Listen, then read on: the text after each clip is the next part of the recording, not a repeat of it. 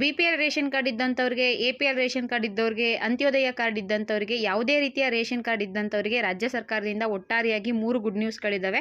ಏನೇನು good ನ್ಯೂಸ್ಗಳು? 10 KG ಅಕ್ಕಿ ಏನಾದರೂ ಕೊಡ್ತಾರಾ? ಜೊತೆಗೆ ರೇಷನ್ ಕಾರ್ಡ್ ಸಂಬಂಧಪಟ್ಟ ಹೊಸ ಮಾಹಿತಿ ಏನಾದರೂ ಇದೆಯಾ ಅಂತ ತಿಳ್ಕೊಬೇಕು ಅಂದರೆ ವಿಡಿಯೋನ ಕಂಪ್ಲೀಟ್ ಆಗಿ ನೋಡಿ. ನಿಜವಾಗ್ಲೂ ಯೂಸ್ಫುಲ್ ಇನ್ಫಾರ್ಮೇಷನ್ಗಳಿದೆ, ನಿಮಗೆ ಹೆಲ್ಪ್ ಕೂಡ ಆಗಬಹುದು.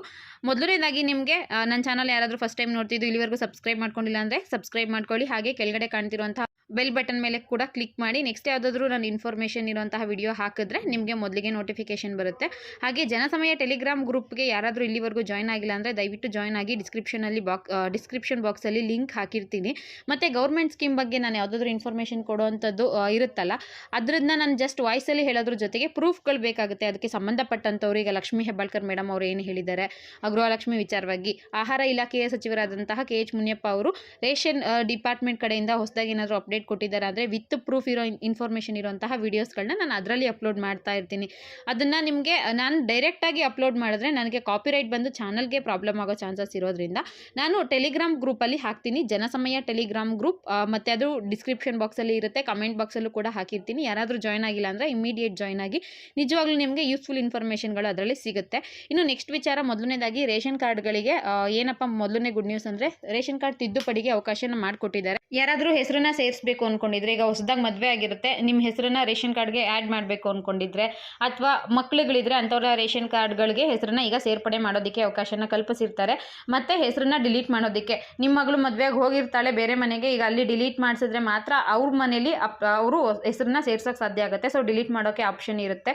ಅದಾದಮೇಲೆ ನಿಮಗೆ ಡೆತ್ ಆಗಿರೋದು ಯಾರ್ದಾದ್ರು ರೇಷನ್ ಕಾರ್ಡ್ದು ಡಿಲೀಟ್ ಮಾಡಿಸ್ಬೇಕು ಅಂದರೆ ಡಿಲೀಟ್ ಮಾಡಿಸ್ಕೋಬಹುದು, ಅಡ್ರೆಸ್ ಚೇಂಜ್ ಮಾಡಿಸ್ಕೋಬಹುದು, ಮೊಬೈಲ್ ನಂಬರ್ ಚೇಂಜ್ ಮಾಡಿಸ್ಕೋಬಹುದು, ರೇಷನ್ ಅಂಗಡಿ ಕೂಡ ಬದಲಾಯಿಸ್ಕೋಬಹುದು. ಜೊತೆಗೆ KYC ಏನಾದರೂ ಆಗಿಲ್ಲ ಅಂದರೆ ಮಾಡಿಸ್ಕೋಬಹುದು. ಇದ್ರ ಜೊತೆಗೆ ತಿದ್ದುಪಡಿನ ನೀವು ಎಲ್ಲೆಲ್ಲಿ ಮಾಡಿಸ್ಬಹುದು ಅಂದರೆ ಕರ್ನಾಟಕವನ್ನು, ಗ್ರಾಮವನ್ನು, ಬೆಂಗಳೂರು ಮನೆಗಳಲ್ಲಿ ಮಾತ್ರ ಅವಕಾಶ ಇರುತ್ತೆ.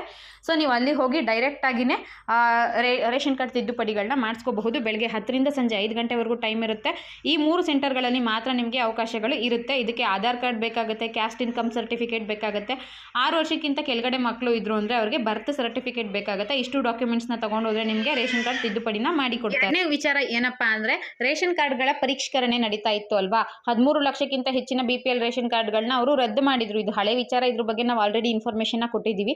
ಲೇಟೆಸ್ಟ್ ಇನ್ಫಾರ್ಮೇಷನ್ ಏನಪ್ಪ, 2ನೇ ಭರ್ಜರಿ ಗುಡ್ ನ್ಯೂಸ್ ಅಂದರೆ ಇನ್ನು ಮುಂದೆ ಯಾವುದೇ ರೀತಿಯ ಪರಿಷ್ಕರಣೆಗಳನ್ನ ಮತ್ತೊಮ್ಮೆ ಮಾಡೋದಿಲ್ವಂತೆ. ಈಗ ನಿಮ್ಮದು APL ಇದೆಯೋ ಅಥವಾ BPL ಇದೆಯೋ ಅಥವಾ ಅಂತ್ಯೋದಯ ಕಾರ್ಡ್ ಇದೆಯೋ ಅದು ಹೇಗಿದೆಯೋ ಹಾಗೆ ಕಂಟಿನ್ಯೂ ಆಗುತ್ತೆ. ಮತ್ತೆ ಅದರಲ್ಲಿ ಯಾವುದೇ ರೀತಿಯ ಬದಲಾವಣೆಗಳನ್ನ ಮಾಡೋದಿಲ್ಲ. ಚೆಕ್ ಮಾಡ್ತೀವಿ, ಪರಿಷ್ಕರಣೆ ಮಾಡ್ತೀವಿ. ಕೆಲವ್ರದ್ದು ಇನ್ನೊಂದು ಇಂಪಾರ್ಟೆಂಟ್ ಇನ್ಫಾರ್ಮೇಷನ್ ಇದೆ, ಇದನ್ನು ಬೇರೆ ವಿಡಿಯೋಗಳಲ್ಲೂ ಕೂಡ ತಿಳಿಸಿದ್ದೀನಿ. ಬಟ್ ಯಾರಾದರೂ ಆ ವಿಡಿಯೋ ನೋಡಿಲ್ಲ ಅಂದರೆ ಅಂಥವರಿಗೆ ಹೆಲ್ಪ್ ಆಗಲಿ ಅಂತ ತಿಳಿಸ್ತಾ ಇದ್ದೀನಿ.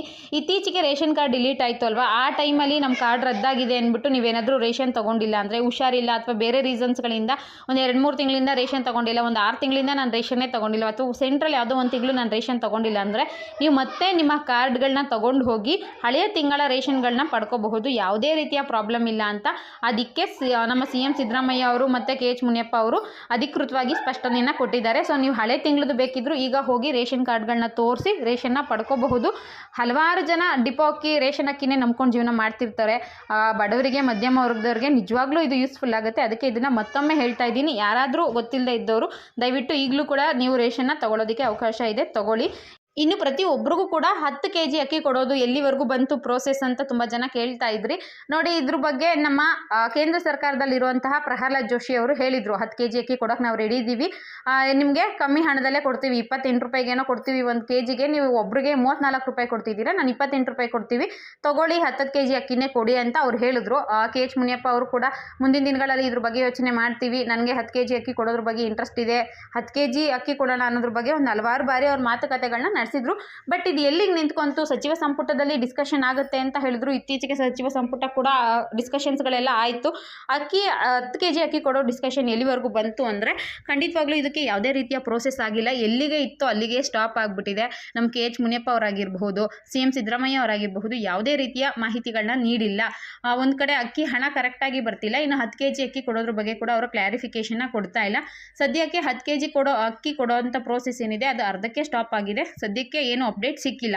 ಮುಂದಿನ ದಿನಗಳಲ್ಲಿ ಇದ್ರ ಬಗ್ಗೆ ಅಪ್ಡೇಟ್ ಸಿಕ್ತು ಅಂದರೆ ಖಂಡಿತವಾಗ್ಲೂ ತಿಳಿಸ್ಕೊಡ್ತೀನಿ. ಒಟ್ಟಾರೆಯಾಗಿ ರೇಷನ್ ಕಾರ್ಡ್ ಇರುವಂಥವರಿಗೆ 3 ಹೊಸ ನ್ಯೂಸ್ಗಳಿತ್ತು, ಅದನ್ನು ನಾನು ನಿಮಗೆ ತಿಳಿಸಿದ್ದೀನಿ. ಇದು ನಿಮಗೆ ಯೂಸ್ಫುಲ್ ಆಗಿದೆ, ದಯವಿಟ್ಟು ನನ್ನ ಚಾನಲ್ಗೆ ಸಬ್ಸ್ಕ್ರೈಬ್ ಮಾಡ್ಕೊಳ್ಳಿ. ಹಾಗೆ ಒಂದು ಲೈಕ್ ಕೊಡೋದನ್ನ ಮರಿಬೇಡಿ. ನೀವು ಲೈಕ್ ಕೊಟ್ಟರೆ ಅದು ನೆಕ್ಸ್ಟ್ ನಮಗೆ ಒಂದು ಹೆಲ್ಪ್ ಕೂಡ ಆಗುತ್ತೆ, ವಿಡಿಯೋ ಮಾಡಲಿಕ್ಕೆ ಒಂದು ಇನ್ಸ್ಪಿರೇಷನ್ ಕೂಡ ಸಿಗುತ್ತೆ ಅಂತ ಹೇಳ್ತಾ ಈ ವಿಡಿಯೋನ ಇಲ್ಲಿಗೆ ಮುಗಿಸ್ತಾ ಇದ್ದೀನಿ. ವಿಡಿಯೋ ಇಷ್ಟ ಆಗಿದ್ರೆ ದಯವಿಟ್ಟು ಲೈಕ್ ಮಾಡಿ, ಶೇರ್ ಮಾಡಿ, ಮಿಸ್ ಮಾಡದೆ ಸಬ್ಸ್ಕ್ರೈಬ್ ಮಾಡ್ಕೊಳ್ಳಿ. Thank you for watching friends.